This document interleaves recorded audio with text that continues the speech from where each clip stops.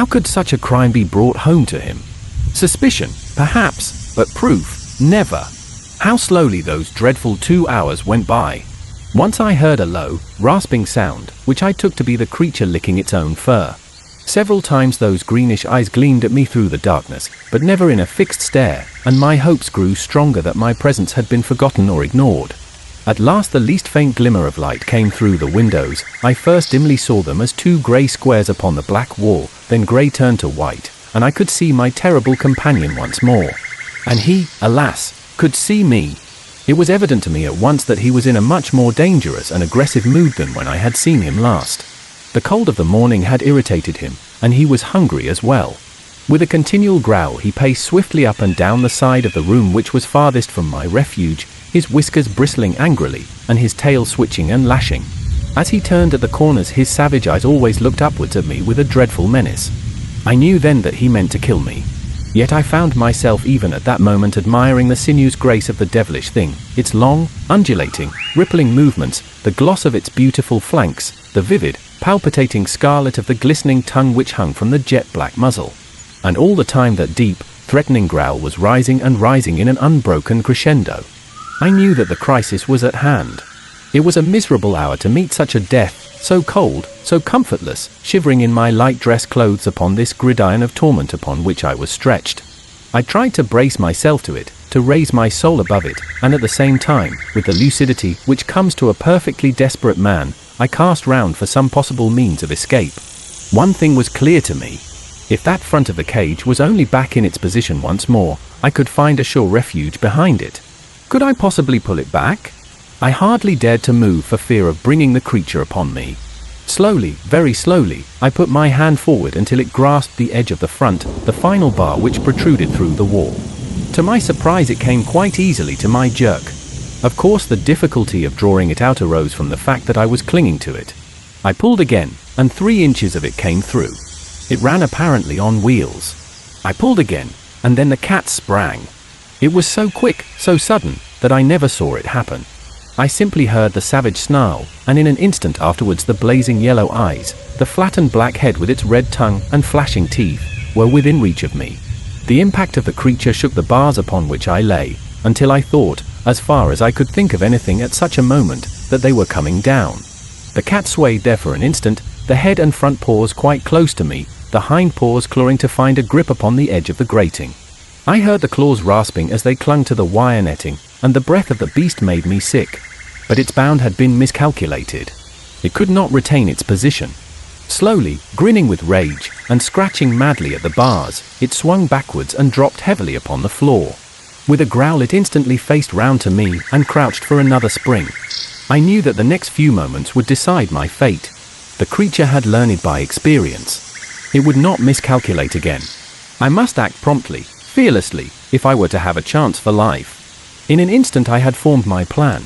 Pulling off my dress coat, I threw it down over the head of the beast. At the same moment I dropped over the edge, seized the end of the front grating, and pulled it frantically out of the wall. It came more easily than I could have expected. I rushed across the room, bearing it with me, but, as I rushed, the accident of my position put me upon the outer side. Had it been the other way, I might have come off scathless. As it was, there was a moment's pause as I stopped it and tried to pass in through the opening which I had left. That moment was enough to give time to the creature to toss off the coat with which I had blinded him and to spring upon me.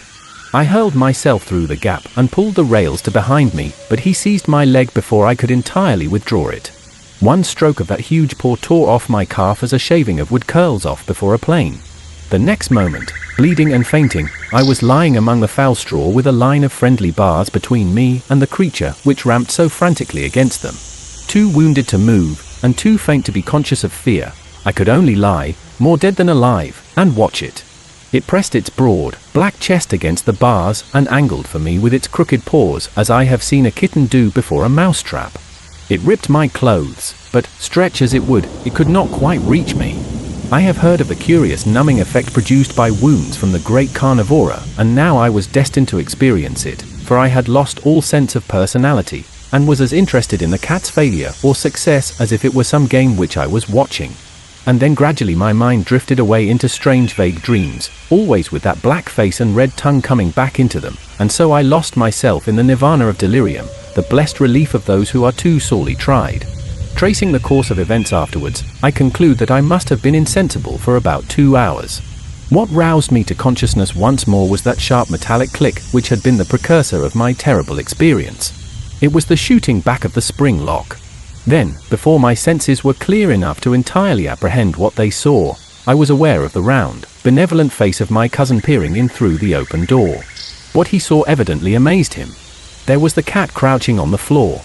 I was stretched upon my back in my shirt sleeves within the cage, my trousers torn to ribbons and a great pool of blood all round me. I can see his amazed face now, with the morning sunlight upon it. He peered at me, and peered again. Then he closed the door behind him, and advanced to the cage to see if I were really dead.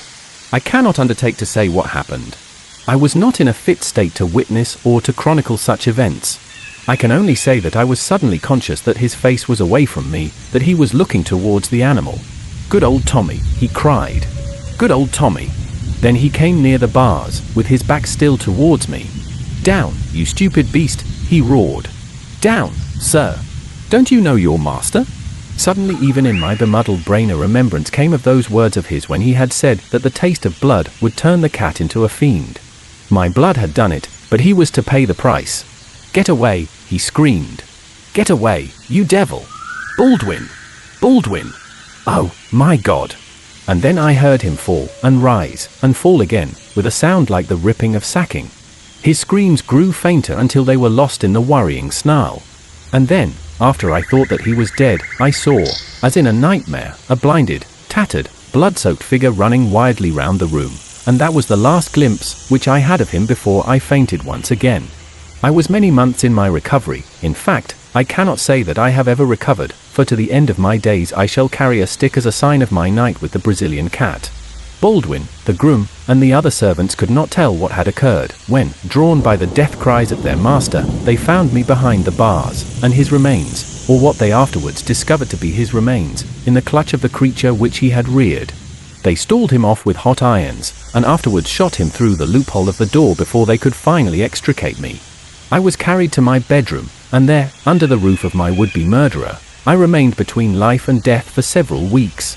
They had sent for a surgeon from Clipton and a nurse from London, and in a month I was able to be carried to the station, and so conveyed back once more to Grosvenor Mansions. I have one remembrance of that illness, which might have been part of the ever-changing panorama conjured up by a delirious brain were it not so definitely fixed in my memory. One night, when the nurse was absent, the door of my chamber opened, and a tall woman in blackest mourning slipped into the room. She came across to me, and as she bent her sallow face I saw by the faint gleam of the nightlight that it was the Brazilian woman whom my cousin had married. She stared intently into my face, and her expression was more kindly than I had ever seen it. "Are you conscious?" she asked. I feebly nodded, for I was still very weak. "Well, then, I only wish to say to you that you have yourself to blame. Did I not do all I could for you? From the beginning I tried to drive you from the house. By every means, short of betraying my husband, I tried to save you from him. I knew that he had a reason for bringing you here. I knew that he would never let you get away again. No one knew him as I knew him, who had suffered from him so often. I did not dare to tell you all this. He would have killed me. But I did my best for you. As things have turned out, you have been the best friend that I have ever had. You have set me free, and I fancied that nothing but death would do that.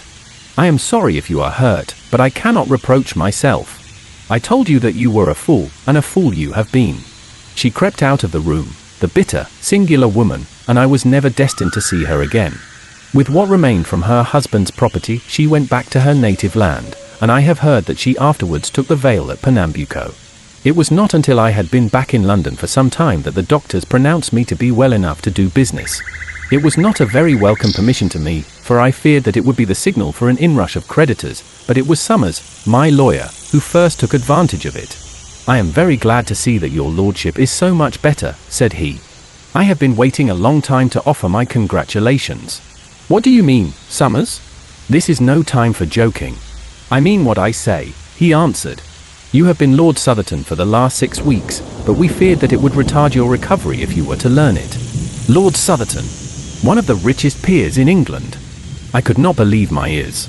And then suddenly I thought of the time which had elapsed, and how it coincided with my injuries. Then Lord Southerton must have died about the same time that I was hurt.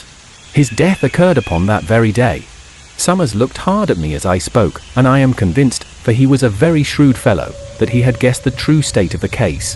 He paused for a moment as if awaiting a confidence from me, but I could not see what was to be gained by exposing such a family scandal.